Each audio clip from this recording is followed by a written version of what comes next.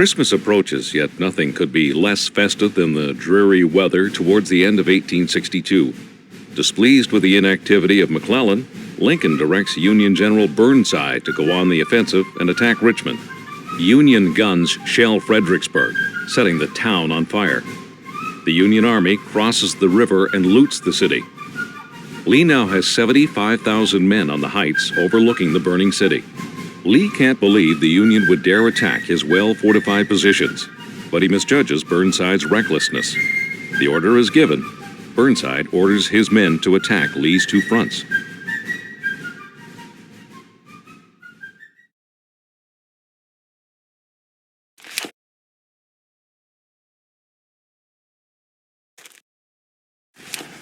We hold that bridge, soldiers, or we won't be going home for Christmas. We'll be planted here till Judgment Day. When can we get this started? Everyone back home is counting on us. Now move! The Rebs have their reinforcements. We got no... Follow me or die where you stand. Don't forget me. You can still fight. Move!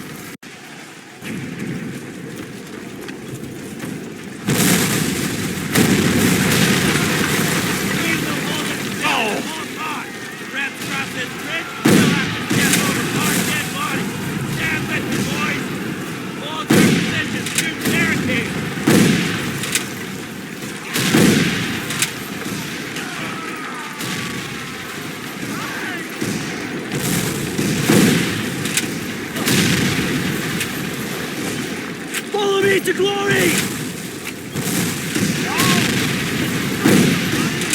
Victory, men!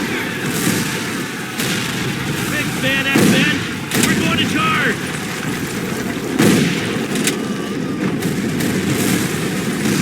Take cover,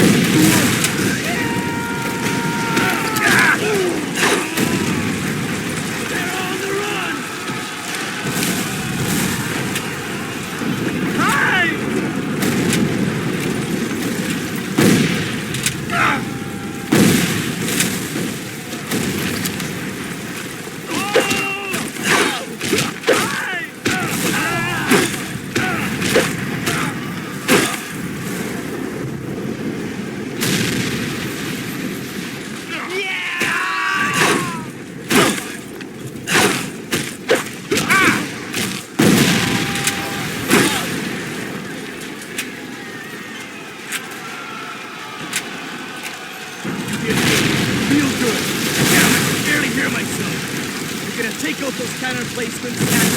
Anything that can kill a man. We've got the entire brigade coming through here, and it's got to be safe.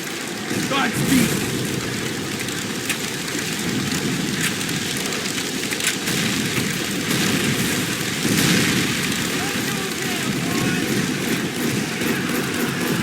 Keep going, man! Get them back home!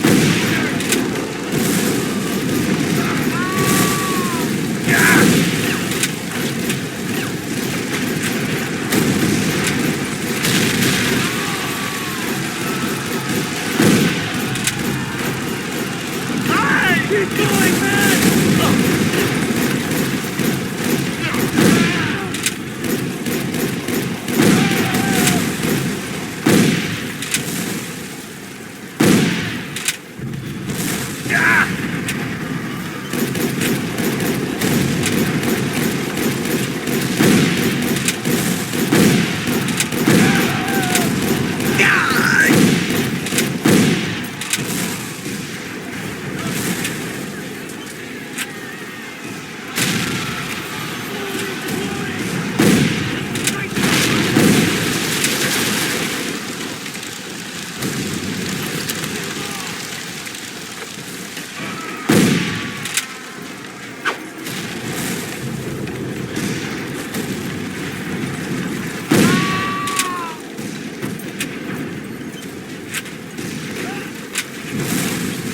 To glory!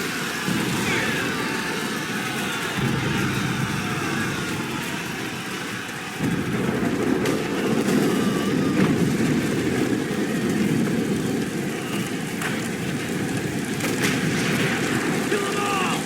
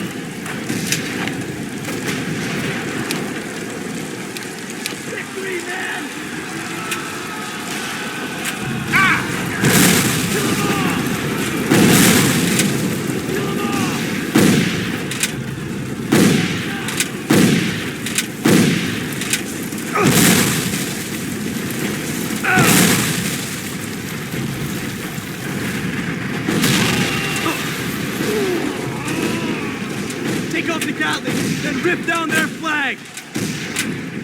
No mercy!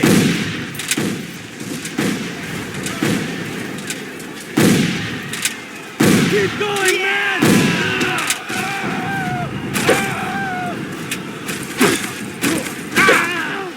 Keep going, man!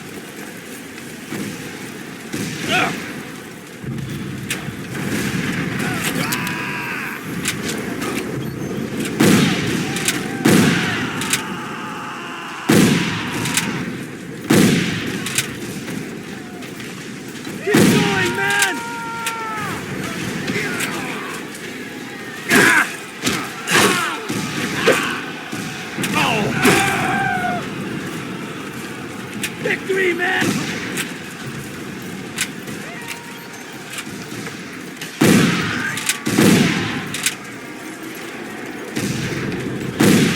Falling back!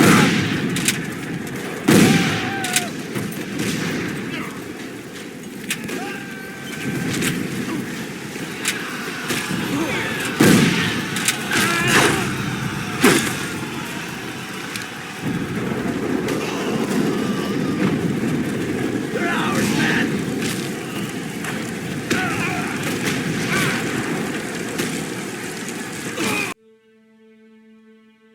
In the south, the enemy line is broken, but J. Early's division saves the day for the Confederacy, and the Union Army is repulsed. In the north, brigade after brigade attacks Mary's Heights, the bluffs overlooking the looted city. 14 assaults are beaten back before Burnside realizes his folly. That night, the temperature drops below freezing. Survivors build shelters with the bodies of the dead. They are encamped there all night and the rest of the next day before they are ordered to withdraw. Openly weeping, Burnside wants to personally lead a new charge, but his officers talk him out of it. The slaughter is horrendous. The Union loses 12,600 men, the South 5,300. Lee remarks, "Fortunately, war is so horrible. Otherwise, we could fall in love with it." The survivors finally limp back across the Rappahannock. What had the great sacrifice and lives accomplished? No one could say.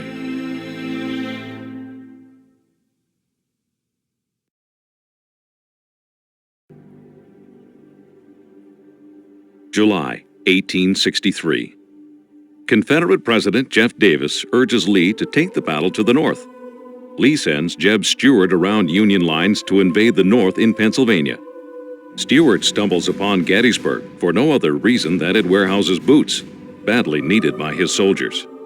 Union generals Buford and Meade both converge on the rural Pennsylvania town. In no time at all, a ferocious battle begins. On the second day of fighting, in spite of the advice of his generals, Lee starts to attack the enemy's flanks at Little Round Top. The Federals must hold this position, or their entire line will be exposed to the Southern attack.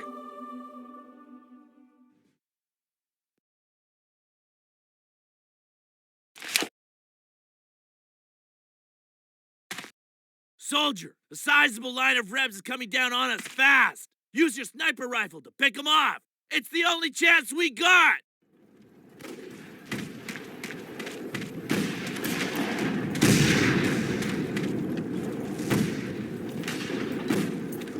Kill them all!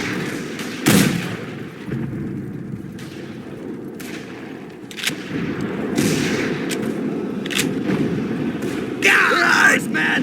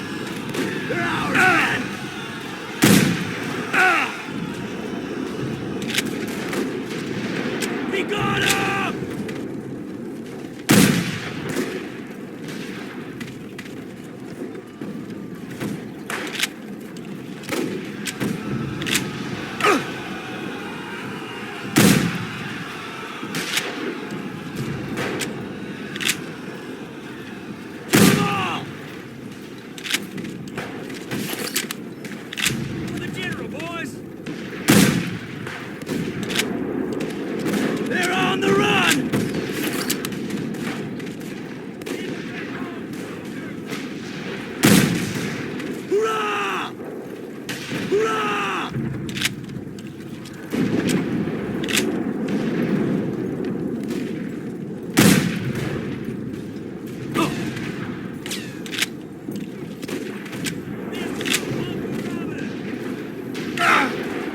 Hurrah!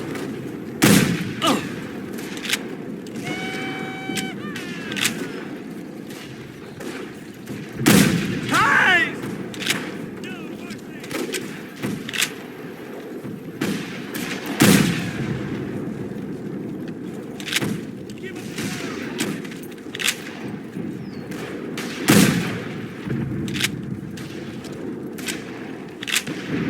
Hurrah!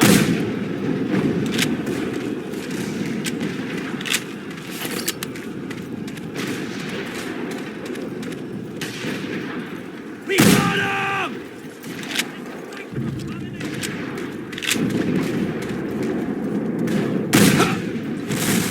No mercy! Kill them all!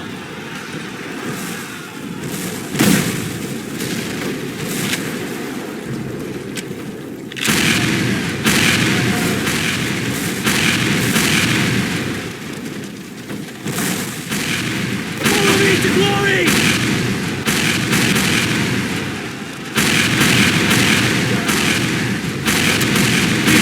Get out of here! Retreat to little round top eliminate every soldier on the way! Gee, move it! Die where you stand!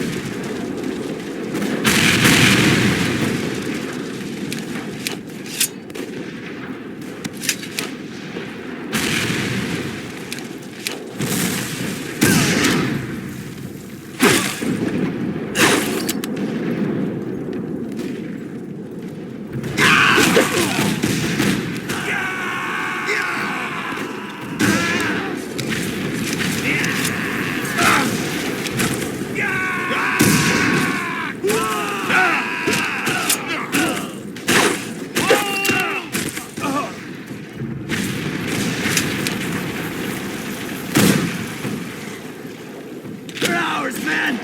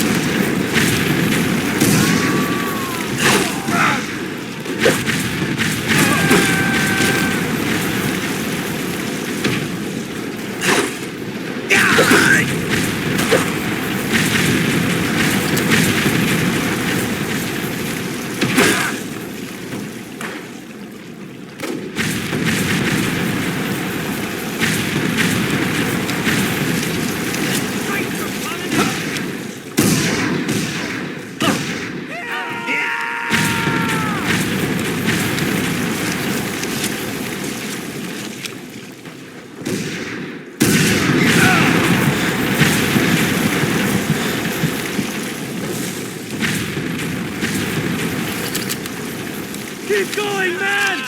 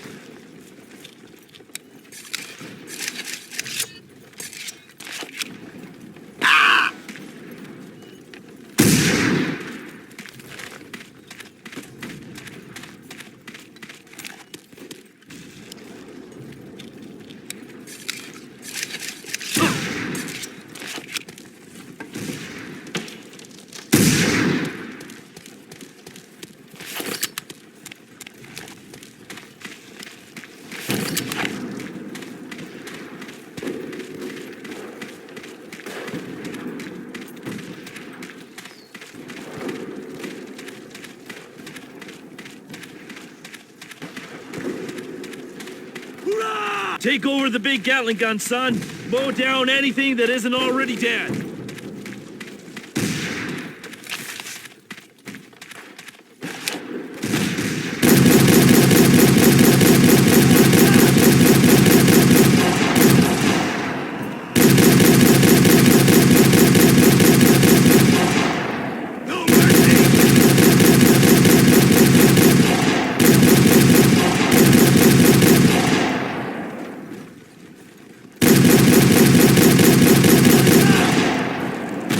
A direct order from Commander Chambers. We're running out of ammo. Fix bayonets, men. We're going to charge. We got no other option. Move!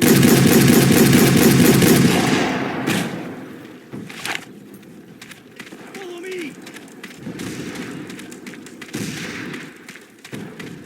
They're ours, man!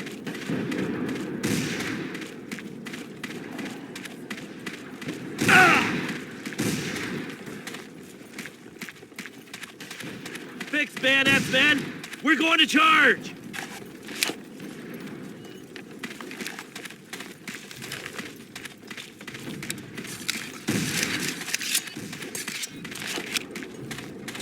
Ah! Oh! This is from Uncle Robert!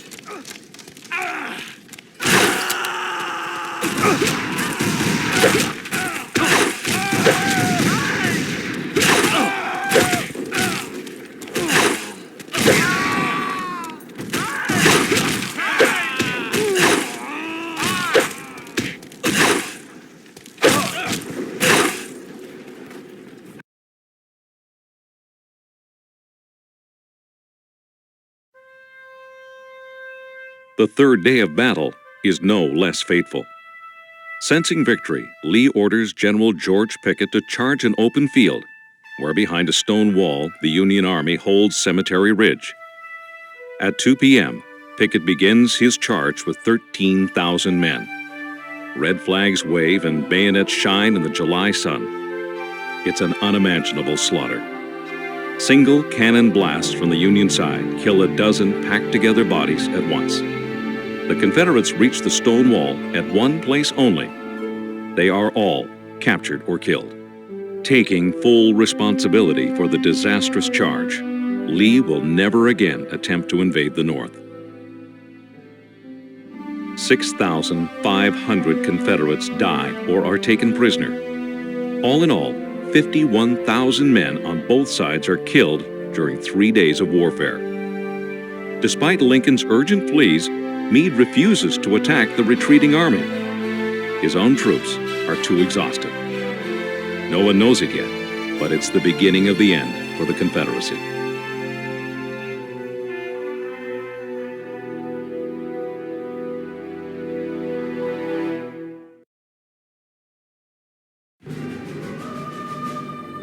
In late November of 1863, the Western theater of war is not going well for the Union. After a crushing defeat at Chickamauga Creek, the North withdraws back to Chattanooga. Remarking that General Rosecrans looks stunned and confused like a duck hit on the head, Lincoln replaces him with Ulysses S. Grant. Southerners hold 3 key positions overlooking the city. General Hooker attacks the South's left flank, Sherman the right. Losing his way in the mist, Sherman charges in the wrong direction. Along with Sheridan, Grant orders the hero of Chickamauga, George Henry Thomas, to assault the center of the rebel stronghold. It's a bold but dangerous decision.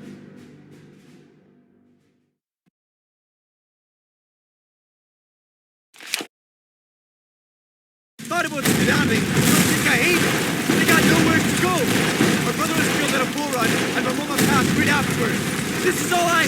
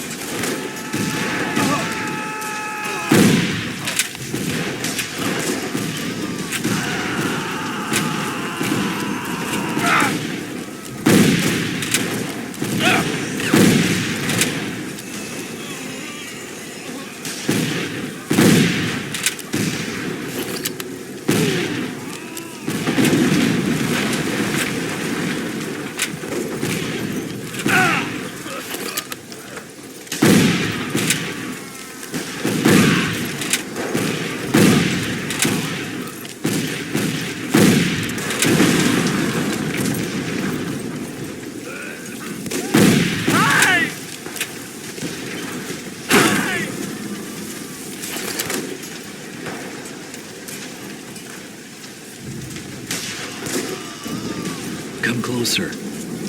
There's a weak spot. Enemy lines. Take the news to the commander north of here. Tell him to attack and breach their lines. I wish I could be there with you, son.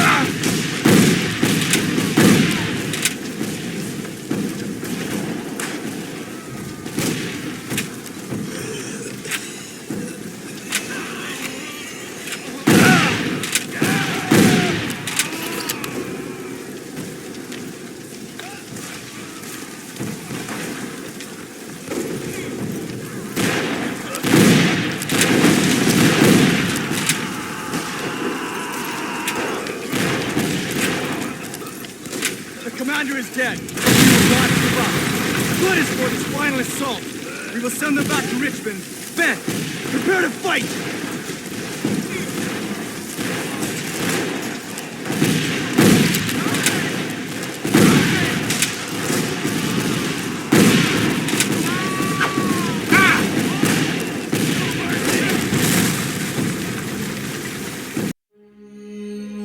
After capturing Lookout Mountain, General Phil Sheridan of the Union is so emboldened that he attacks the South's next stronghold, Missionary Ridge, without direct orders to do so.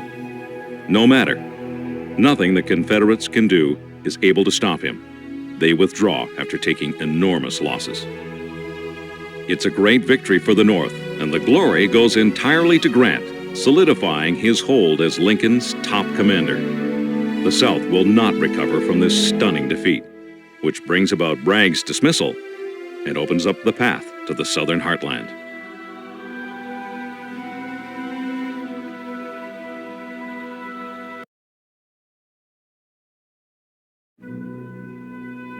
At the north of the Cape Fear River, the Confederacy in the early days of the war took control of a spit of land in North Carolina. Fort Fisher keeps Union ships at a distance, allowing blockade runners to smuggle in provisions for the South. The entire survival of the Confederacy is dependent on its massive guns. On January 12, 1865, the Union makes its second all-out assault on the fort. For 2.5 days, the Federal Armada bombards Fort Fisher relentlessly by both sea and land. After the massive bombardment, more than 3,300 infantry and Marines assault the stronghold on two sides.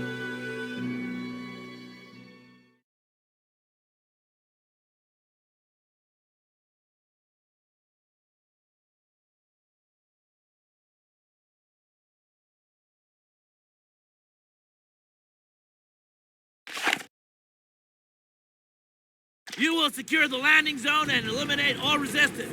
I want every one of you to meet me there. Wait at the wall breach for further orders. Forward!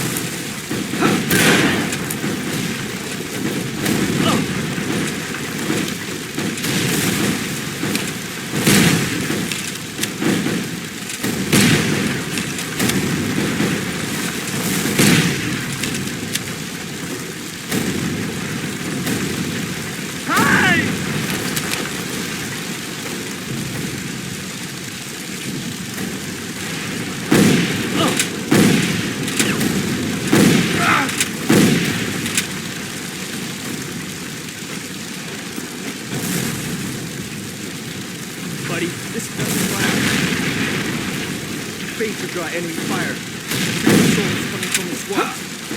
Go along the main defense wall. Come on.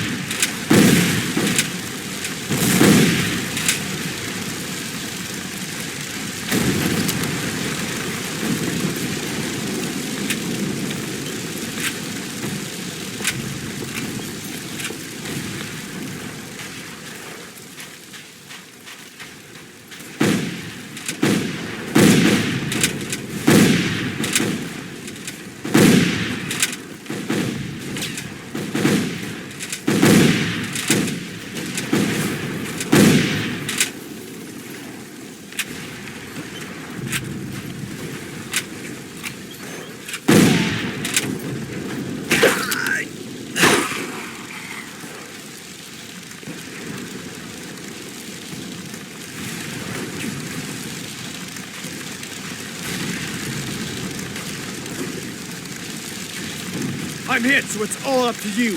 Here's a pack of explosives, just in case. Blow that cannon emplacement, or our assault is in jeopardy. Don't let me down, soldier.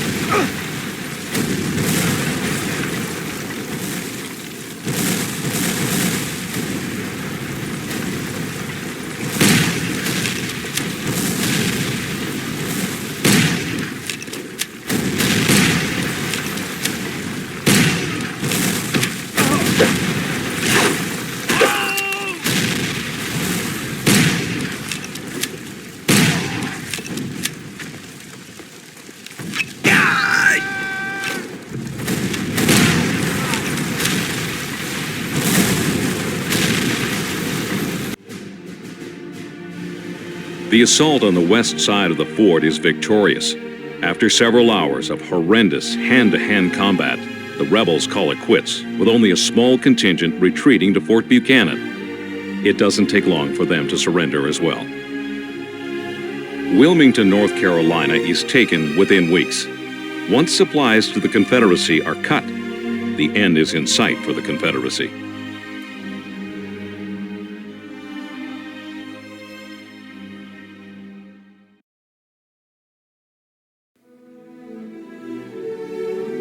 In the spring of 1865, as Southern forces suffer large casualties and a draining of supplies and resources, General James Wilson hopes to deliver a knockout blow in Selma.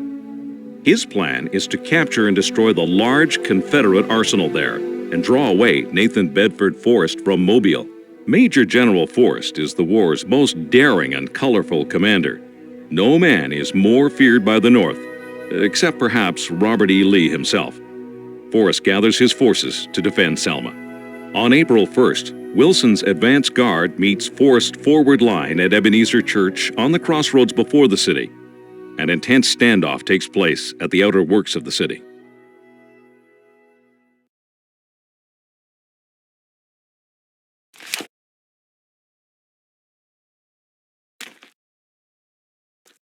Soldiers, we've encountered fierce resistance by Ebenezer Church. You will eliminate that threat at once!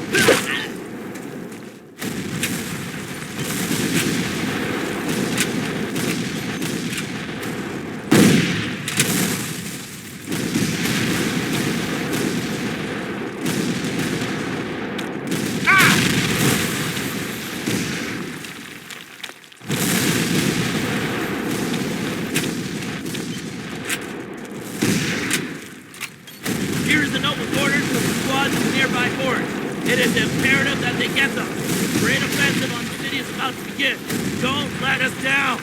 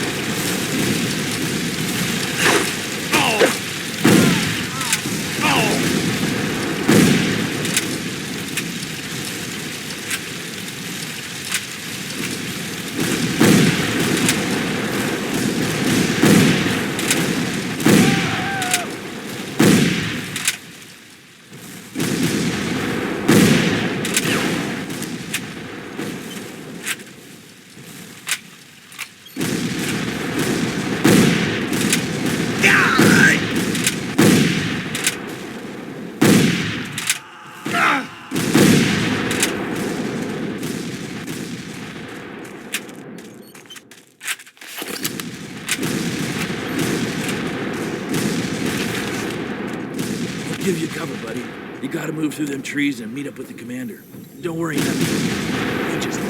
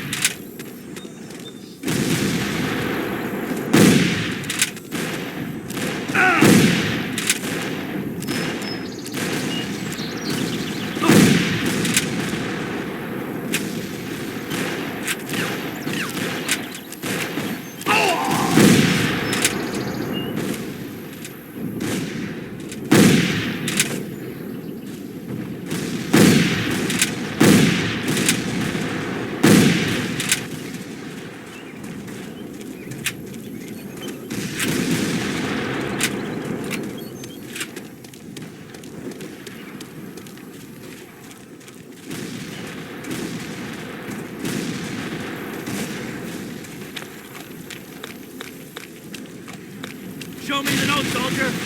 This assault is about to begin? Very well. My men should already be in the city doing their work. That's it! Prepare yourselves, men! We have destroyed their warehouse. This means no ammo or weapons anymore. Victory's ours! Attack! Finally, Selma's fortifications fall. General Wilson himself leads a mounted charge forward. After a day of vicious combat, Selma is in the hands of the Union. In the darkness, the Confederates flee. Badly wounded, General Forrest barely escapes by swimming across the Alabama River. Even Nathan Forrest cannot stop the inevitable. With their main manufacturing centers of Atlanta now captured and Richmond in its last throes, Confederate soldiers worry more about feeding themselves than making war.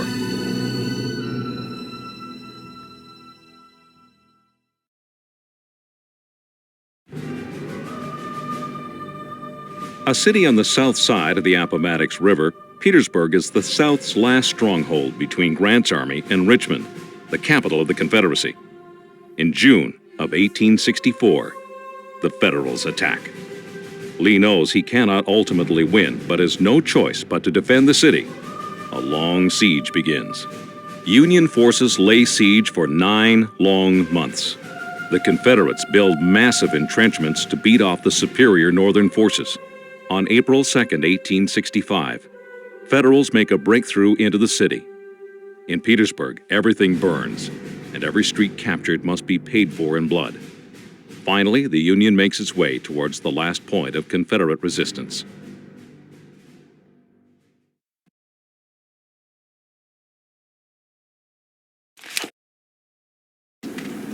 I want this entire area cleared of all hostile forces. Follow me to glory!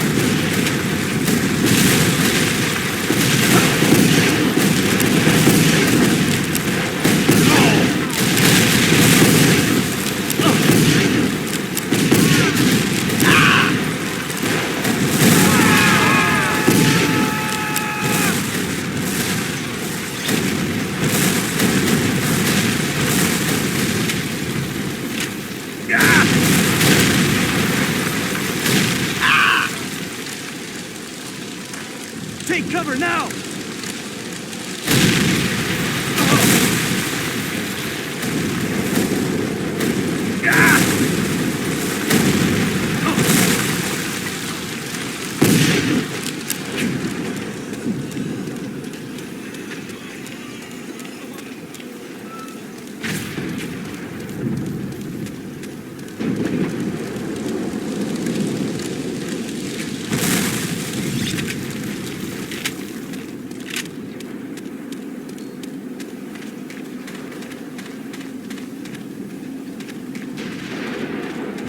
I don't know about you, but I want to be the one to tear down that rebel flag.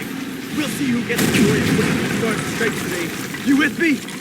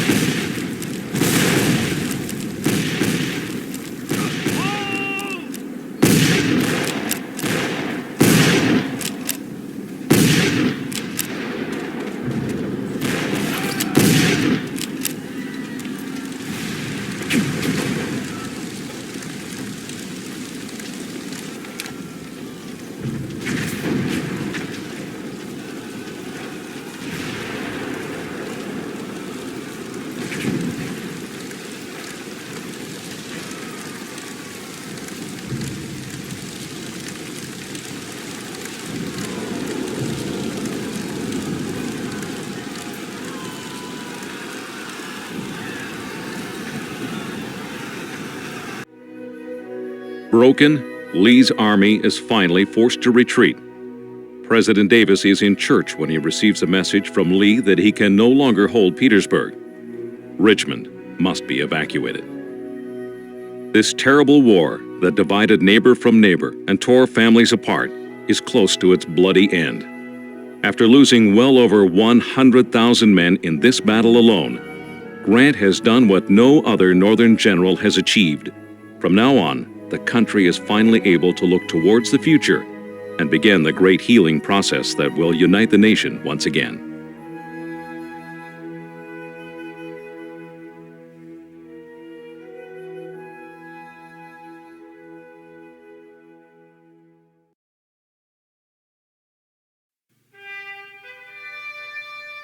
July 21st, 1861 is a beautiful day for the first major battle of the war. Union soldiers, their uniforms clean and pressed, march on Bull Run Creek under General McDowell. They are 37,000 strong. Martial music plays and Union banners flap in the wind.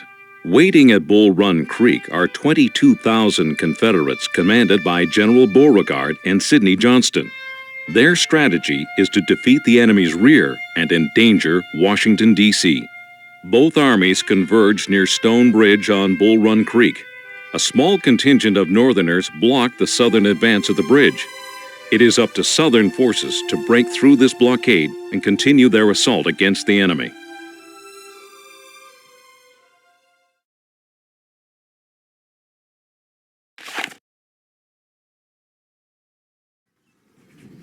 We win this battle, boys. The war's ours for the taking. These Northern boys turn and run. You'll see. Here they come. Let's move, men. Forward!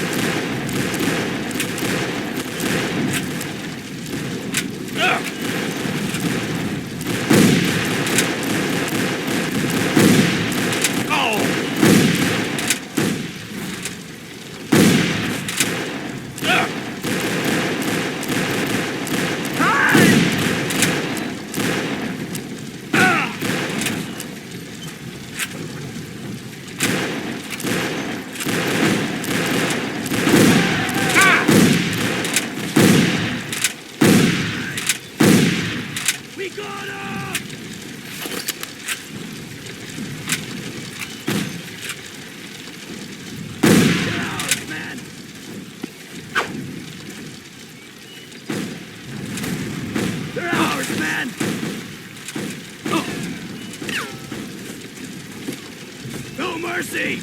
God! Ah! We got him!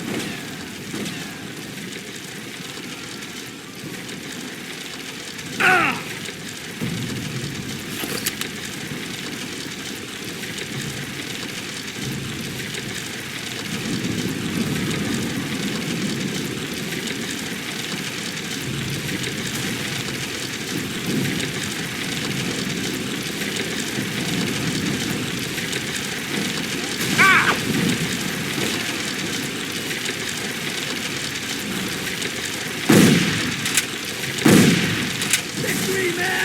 Told ya! A cavalry charge will occur down the road, right through the Union center. All 3 barricades must be blown to protect the charge. Here are your explosives. Good luck!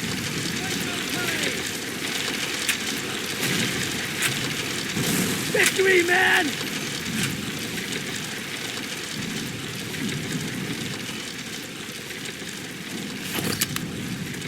No mercy!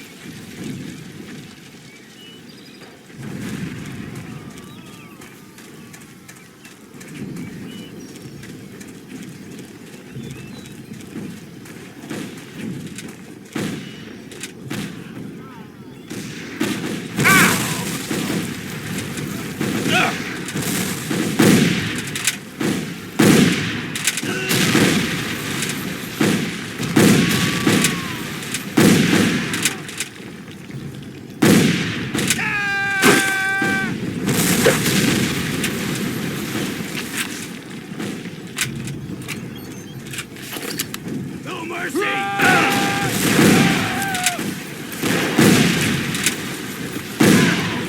Give him the barrel, boys!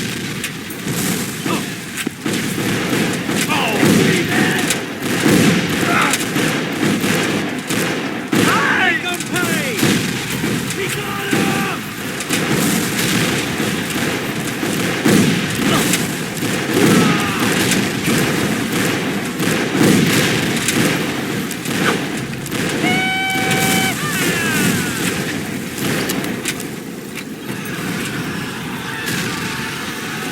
Make 'em pay!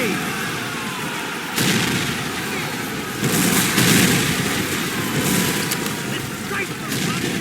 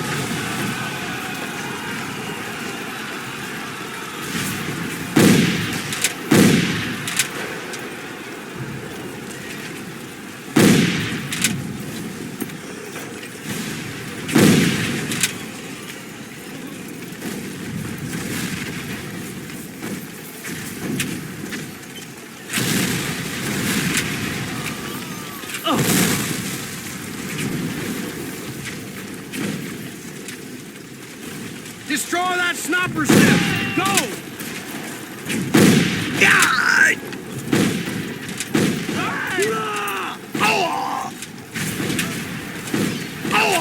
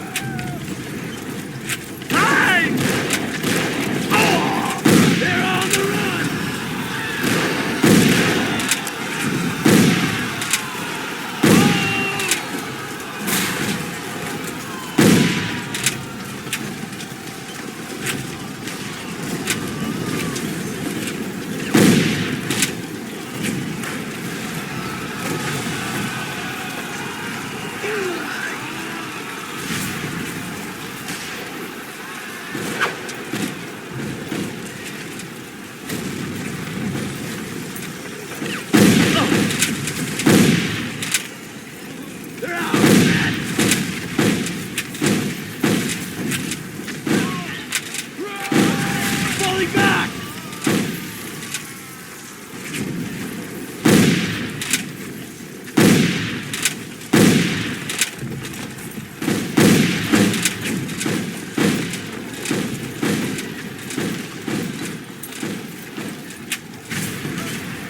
Hey! Yeah!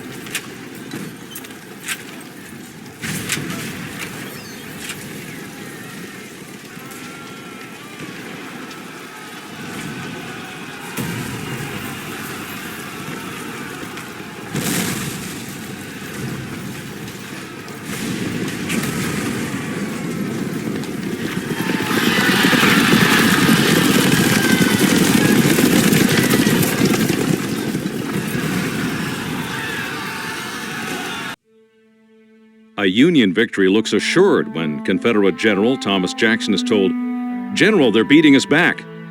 He replies calmly, "Then we will give them the bayonet." His bold defense turns the tide of the battle and forever enshrines him in military lore as Stonewall Jackson. Along with Jeb Stuart, the counterattack pushes the Union forces back to Stone Bridge where panic sets in. It turns into a full-blown rout for the Union.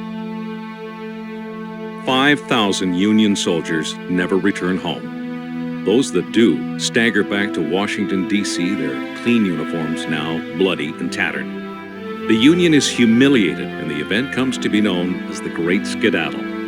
In Richmond, Confederate President Jefferson Davis rejoices and claims a great victory over the Union. But it's clear now to both sides that this war will not be short nor painless to either side.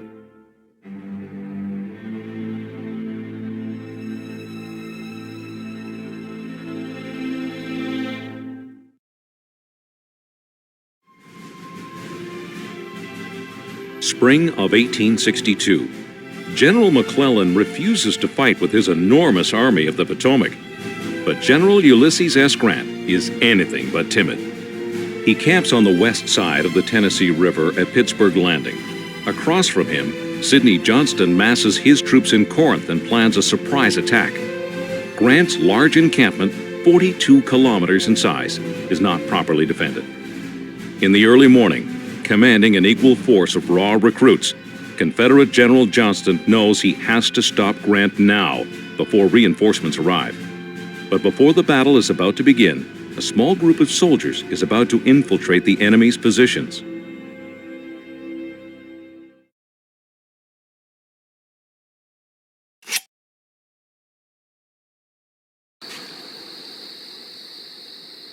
Listen up, soldier.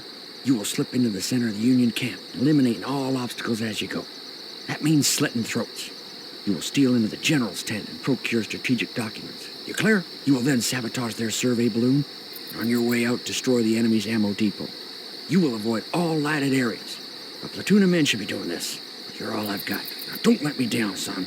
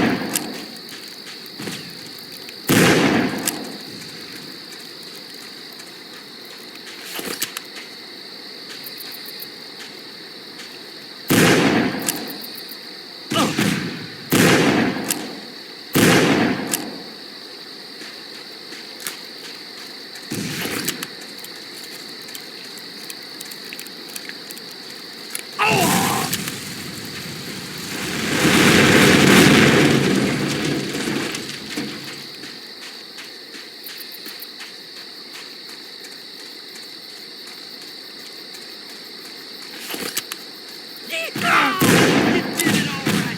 Jack David's gonna give you a medal for that, I guess. Now, let's get on out to the boats.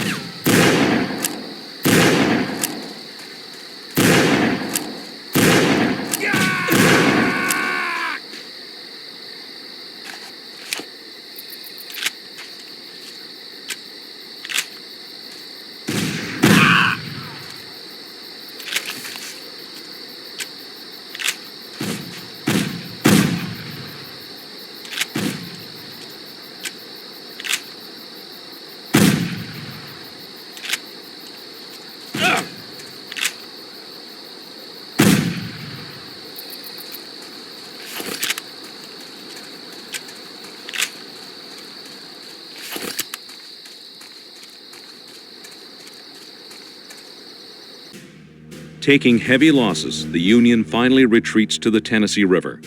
They hold that position as a dozen massive assaults are launched and 62 cannons blaze away. Confident of a total Southern victory, General Beauregard is shocked to face 72,000 enemy soldiers the next morning, as Buell has arrived the night before with reinforcements. Grant takes the field and forces the South to withdraw after a murderous engagement. All in all, after 2 days of fighting, there are 23,000 casualties, more than in all previous American wars combined. The costly Union victory shakes the divided nation to its very core. The war is a calamity that will require more bloodshed and sacrifice than anyone could have ever imagined. For Grant, the victory only steels his determination. The way to the South is now open.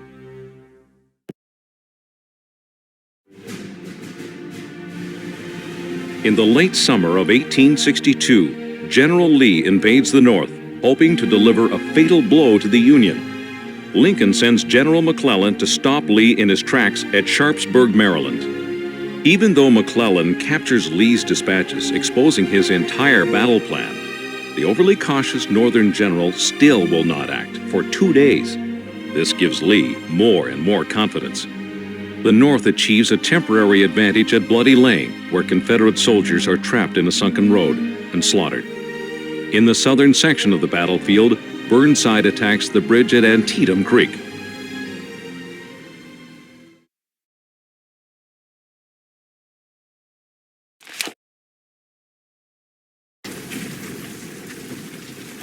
They've crossed the bridge, men. We're gonna stop them before they reach our cannon. Anything that moves is fair game. We said our prayers, so let's go.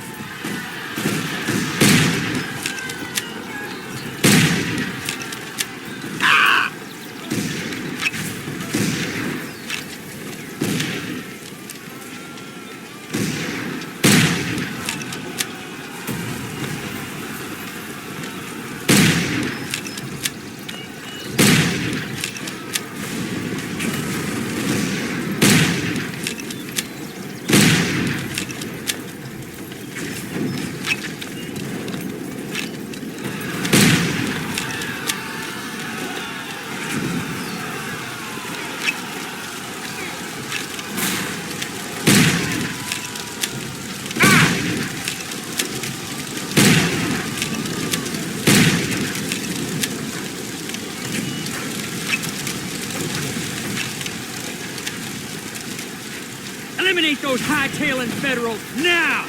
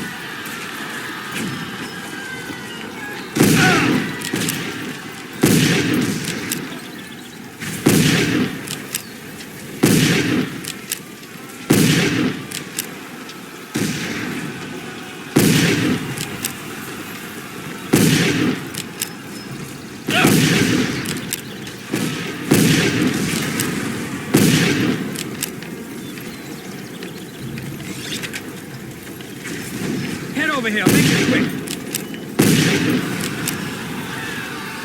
The sneaky bastards have infiltrated the woods, trying to attack our artillery from the rear.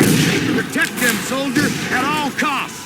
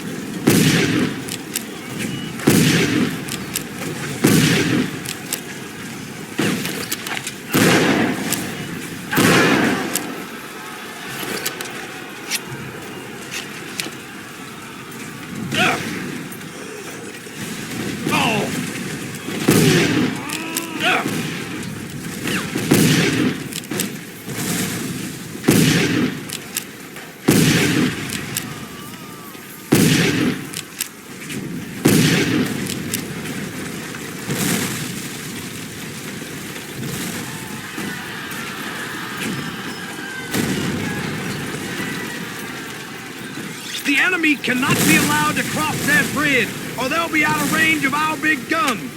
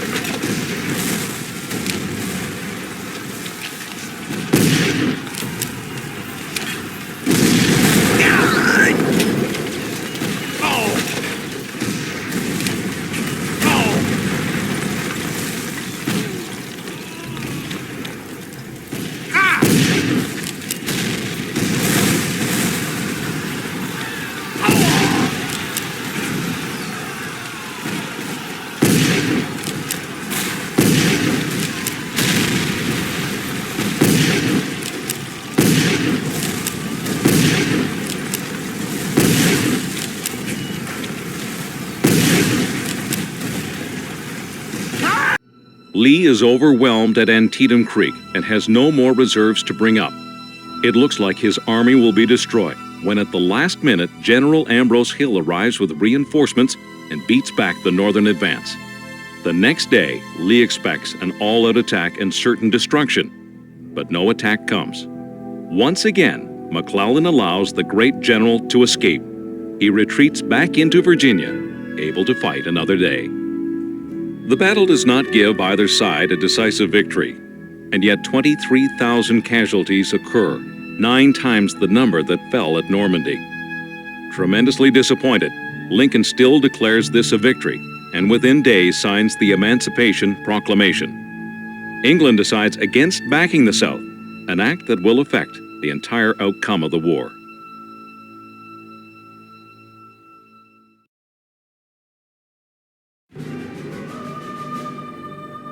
One of the Union's brightest stars, General Hooker has a good plan to feint an attack on Lee at Fredericksburg, then march up the Rappahannock, cross the river, and attack Lee's rear.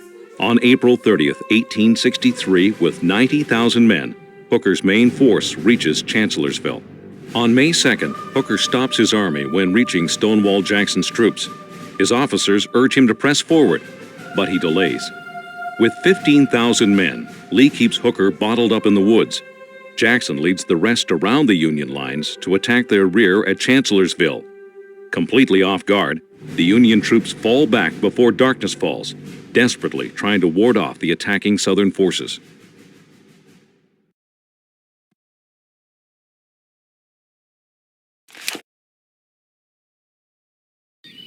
Move closer, soldier. Your job is to take out those signal towers yonder. Shoot any snipers or guards on the way. Understood? You do that, and there's a bigger prize. The ammo depot at the end of the camp. I'm counting on you, boy.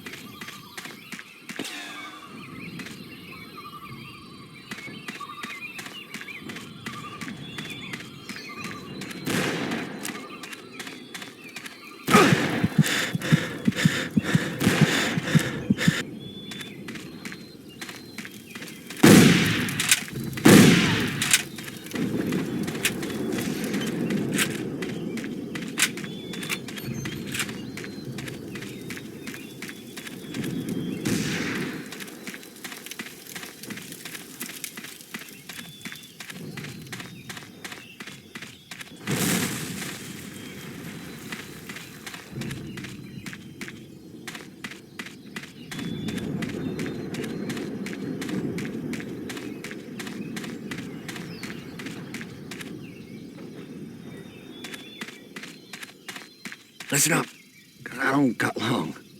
There's an ammo depot just beyond them trees. Best thing is to hit it from the other side. You set fire to them trees and blow it up. Now, don't mind me. I'm going to a good place. Now get!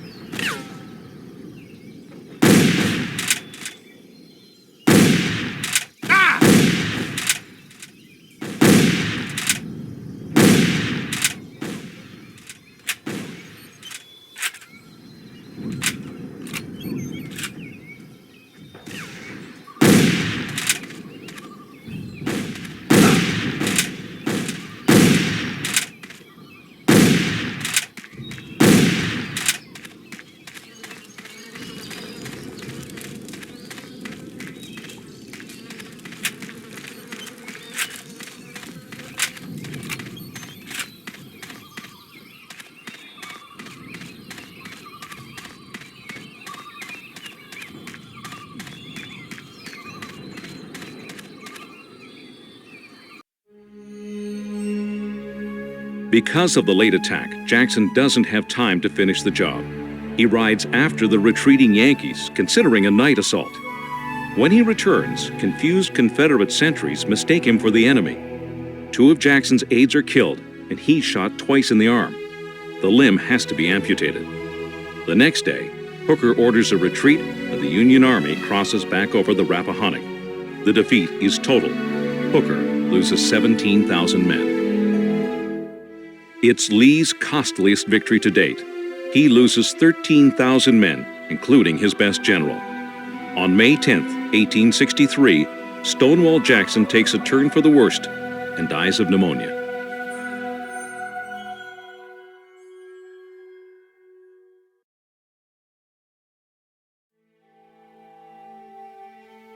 In the summer of 1863, Union General William Rosecrans forces the Confederate Army out of Chattanooga and into Georgia. Defeated at Perryville and Stones River, Confederate commander Braxton Bragg is the most despised officer in the South. Finally, he retreats no more. On September 18th, Bragg makes a stand at Chickamauga Creek. Both armies clash at the bridge over the Chickamauga, suffering horrendous losses. In a heavily forested area, Bragg assaults Rosecrans head-on. Union General George Henry Thomas holds his position until the evening. The next morning, Thomas is once again attacked. He somehow continues to fight the South off, but time is running out for the North.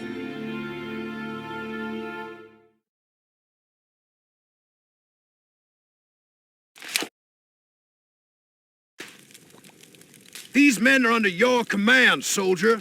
You will clear all nearby farms of enemy control. I do not want to see a Yankee uniform unless it's covering a dead body. Is that clear?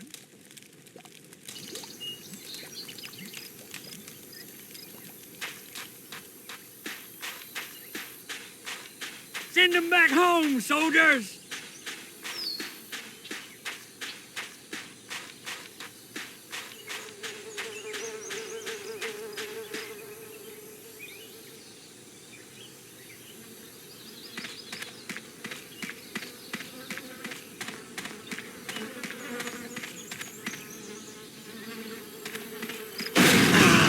Destroy that cannon plate! Forward,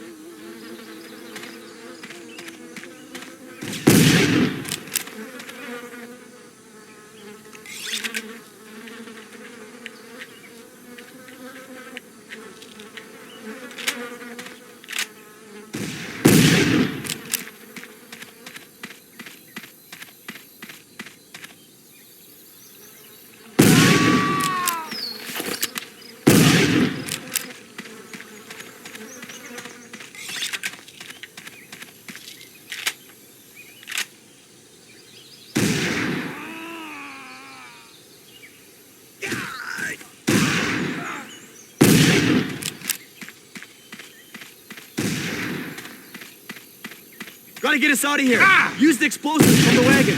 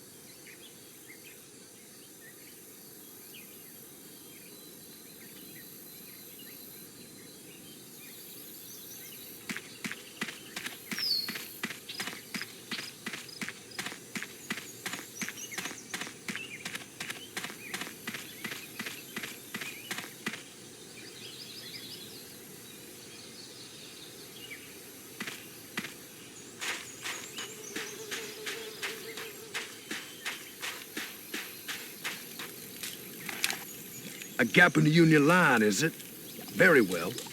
We'll take full advantage. Bring me a courier. Soldiers, prepare for an assault. You've done well, soldier. The battle may well turn at your initiative. The Union hastily withdraws from a ferocious rebel attack. Fortunately, General Henry Thomas commands the remnants of 7 divisions of the Army of the Cumberland. He repulses assault after assault, barely averting a complete rout of the Union. He later is lionized as the Rock of Chickamauga for the heroics he shows that day. It turns out to be the 2 bloodiest days of the war. The Yankees lose over 16,000 men, and the South over 20,000. Licking their wounds, the North withdraws to Chattanooga. Humiliated by the loss, Lincoln replaces Rosecrans with Grant. It turns out to be his best decision of the war.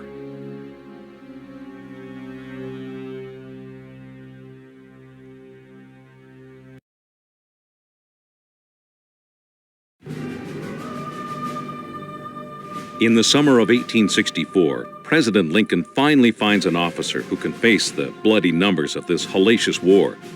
Ulysses S. Grant, now commanding the largest army in the world, 500,000 strong. When he faces Lee for the first time, he is soundly defeated. But unlike every other Northern general before him, he does not retreat. He forges ahead relentlessly towards Richmond. Lee surmises Grant's intentions and marches quickly to stop him. General Grant concentrates his army next to Cold Harbor, where Lee has already staked his position. General Grant brings to the confrontation 120,000 men and a supply line that extends for miles. The bloody battle begins.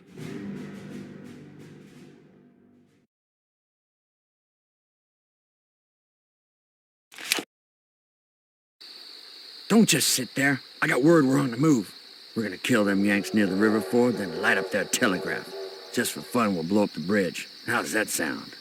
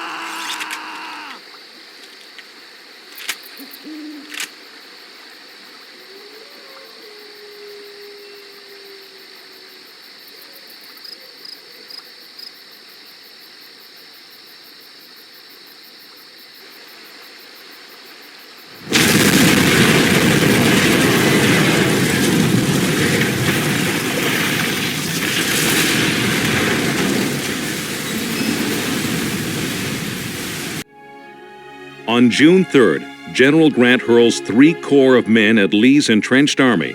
The battle is quick and decisive. In 20 minutes, 7,000 men are killed. Despite the terrible loss of life, it's a standoff.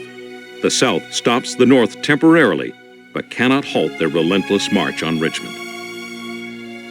Despite its heroism and willingness to sacrifice all for the Confederacy, the South cannot match the superior numbers and resources of the Union.